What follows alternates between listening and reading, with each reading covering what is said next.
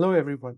A very warm welcome to your own Silicon Valley Tech Talks show, your go to place to learn about technology trends and innovations directly from the leaders.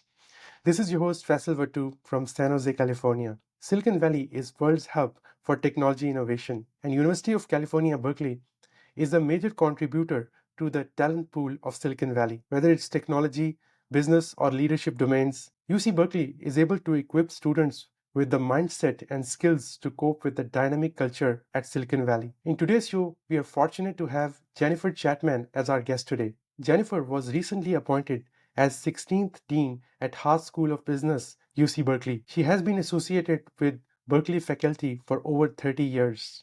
She is well respected in academia and industry for her awesome decades long contributions in business and leadership education.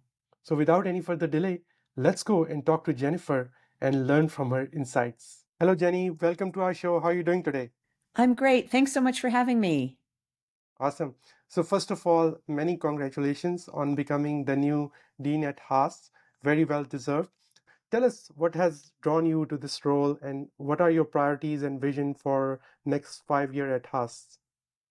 Well, thank you. I'm so excited and honored to be in this role as Dean of the Haas School of Business. I've had a very long career at Haas, and I've been so committed to making the school the best that it possibly can be, first as a professor, then as an associate dean, and now as dean.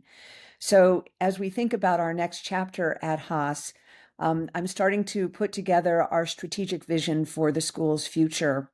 And the first thing I'm going to do is reach out to our community and make sure that I understand and hear from all of the different members of our wonderful community, including our students, our staff, our faculty, our alumni, colleagues around campus, really to understand what people's aspirations are for the school over the next 5 to 10 years. So that listening tour is going to be really helpful. At the same time, I have been the interim dean for the past year, so I'm not starting from a blank slate. I do have some priorities already in mind, including elevating the school's reputation, securing our long-term financial prosperity, leading and building on our incredible strengths in innovation, including AI, including entrepreneurship, including sustainability. And so we do have some foundations that we're starting from. We're also building on some of our existing priorities, ensuring that the student experience is absolutely world class, maximizing our student support. We have, over the last 5 years, hired 43 new ladder faculty to the school. The school has 100 ladder faculty, which is bigger than it's ever been in its entire history. And so we want to support those faculty, make sure that they can fire on all cylinders with their research. And so, there's a lot that's already in the mix, but it's also going to be important for me to hear from our community. So, Jenny, strong leadership development is a key component of any business education or MBA. How does Haas' approach to leadership development differ from other top schools? Well, I'm glad you positioned the question that way because we do think that our leadership approach is different. Our defining leadership principles, which you know about, are deeply ingrained in everything that we do.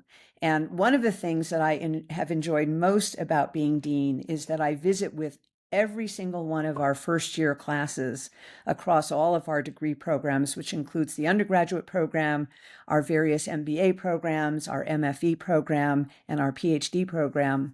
And I give a little history lesson on the defining leadership principles at Haas, right? Question the status quo, beyond yourself, students always, and confidence without attitude. And I explained to the students how 15 years ago, now Chancellor Lyons, then Dean Lyons, and I worked hard to codify what was already prominent in the school and in the UC Berkeley Cal culture. And over those 15 years, we've continued to invest in and showcase those defining leadership principles. So these really are differentiators for our students. We select students based on the extent to which they resonate with the defining leadership principles. And if you think about the DLPs together, which is the way we think about them. You can't just do one or two. It's really the combination of the four that distinguishes us. What you'll see is that it creates a profile of leaders that are both humble, but competent and confident and interested in pushing the envelope and finding innovative answers to big, complex questions. And that by solving those kinds of problems, it will actually be beneficial to, many groups of people. So I have to tell you, if I could just take a slight sideline here, that Sure. I've been traveling around the world this past year as interim dean, meeting with our alums, and I frequently hear stories from them that just kind of knock my socks off in terms of how much the DLPs mean to them. At least 3 of our alums in the past year have told me that they're raising their children according to the DLPs. One told me that he named his consulting company CWA, Confidence Without Attitude. Um, and I even went to a restaurant recently in the Greater Bay Area and we got a kitchen tour. And when I walked into the kitchen, I looked over the stove and I saw Confidence Without Attitude posted there over the stove. And I looked at that and I said, well, what's that? And then I looked to another wall and I saw question the status quo. And then I looked to the other wall, beyond yourself. And I looked to the fourth wall, students always. And I'm like, what is going on here? What's the deal? So I looked at the chef and I said, how do you know about the Haas Defining Leadership Principles? Or is this something else? And he said, well, my wife was a 2009 alumni of the MBA program, and I found the DLPs so moving that I have situated them in the kitchen so that the chefs understand, right, that they're helping to develop the sous chefs, and the sous chefs know that they should be questioning the status quo. So these are really distinctive in terms of how we think about leadership, and the kind of ethical balance that should exist, and the competence that we want our students to have as leaders. Well said, Jenny. I can tell you, I have been using those DLPs in anything I'm doing, right? So that's great. Glad to hear So, it. cool. Yeah. So, Jenny, as you know, we are living in AI era, and AI is pretty much impacting everything. How do you think AI, and specifically generative AI, will reshape business education and leadership? Yeah, well, I will say that the transformation is well in progress at the Haas School. Most of our faculty have been using large language models already for 5 or 10 years. So it's not a huge step for us to also embrace it in our educational and classroom activities as well. And so many of our faculty have been early adopters of AI in in tools, in classroom management. Zolt Katona, I would say, is one of our leading faculty, helping us really understand which tools are going to be useful in the classroom. Um, and so we're really on that trajectory. I think I would say we're pretty far along on that trajectory, not just to adopt AI in research use. And so I would think about Jonathan Kolstad, who is a health economist who's doing really interesting work on the use cases in health settings for AI. Toby Stewart, who heads our entrepreneurship and innovation group, has a deep Silicon Valley network. He's researching and following the industry really closely. Abhishek Naragaj is studying how industries are evolving, and which companies are poised to dominate. And then in the classroom, we have 40 classes that have significant AI content, and we're currently fast tracking an AI certificate that will have a core course involved for our students to be able to develop that kind of competency. And then, of course, we have this huge track record of students who have embraced AI and created real innovation. 2 UC launch winners, one a competition with AI startups. Love It AI was founded by Harry Jang, who's at EW MBA class of 26, and Tom Lee, who's an alum, MBA of the class of 2014. They just closed a funding round. We also have the first place winner of launch, which was Bharath Kurapati, who's an EW MBA of 26, and is building technology for AI-driven inventory forecasting.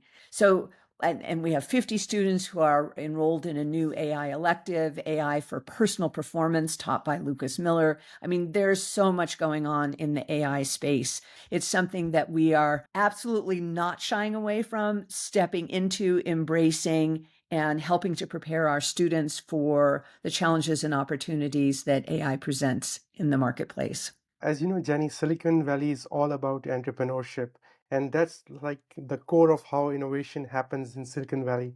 So, how does Haas support entrepreneurship and student led ventures? Well, this is another one of our core strengths, something that we work very extensively in. So we have a lot of ways of supporting entrepreneurship. We have our e-hub, the entrepreneurship hub, which we just opened in October of 24. Students from all over campus are welcome to come to eHub, and the eHub provides sort of navigation support in terms of thinking about what the resources are on the rest of the campus, programming that is suited to the entrepreneur's sort of stage of development, whether you're a fresh entrepreneur who just decided you want to think about this world, to someone who already has a well-formed idea and you're actually pitching to VCs already. We have a variety of accelerator programs, UC Launch, Skydeck, the Berkeley Haas Entrepreneurship Program, and we draw extensively on our Haas alumni, who, as you know, are deeply involved in all kinds of entrepreneurial ventures. So the eHub is going to continue to grow as an entrepreneurial gateway. We call it a resource for the entrepreneur-curious students across campus. We have 350 members now, and we will continue to grow there. The accelerators provide sort of critical seed funding for our entrepreneurs and their ventures. 3 of the 4 2025 launch winners from across the UC system were from Haas. I'm really proud to say. One company that I really find interesting is Anchor Logics, founded by Nathan Su. He's a 24 BSBA from our Robinson Life Science Business and Entrepreneurship Program, and Joel Ahn, who's BS 25 in mechanical and aerospace engineering. Their first project is called Piezo. It's a wearable smart vest for patients with common balance disorders. So this is a remarkable kind of exemplar of what our students are doing. Berkeley is the #1 university for producing venture-backed founders in the world, right? Compared to, think of any other schools on your list. We draw from our successful entrepreneurial alumni. They come back and support us in the eHub. I think, for example, of Kevin Chu, who's a BS from O2. Chu Hall is named after Kevin. He and his wife, Connie, have been incredibly generous with the university. You may know Kevin from his gaming company, Kabam, Yep. which was, remarkably successful. Kevin is back in the mix with us. He is such a wonderful presence and has such an incredible entrepreneurial mindset. We are really so lucky to have him in our ecosystem. But he is one of many former students who are just wonderful in giving back and helping our students achieve their greatest aspirations. Jenny, thank you so much for joining our show. I'm sure audience learned a lot from your insights. You're so welcome. Thank you for having me.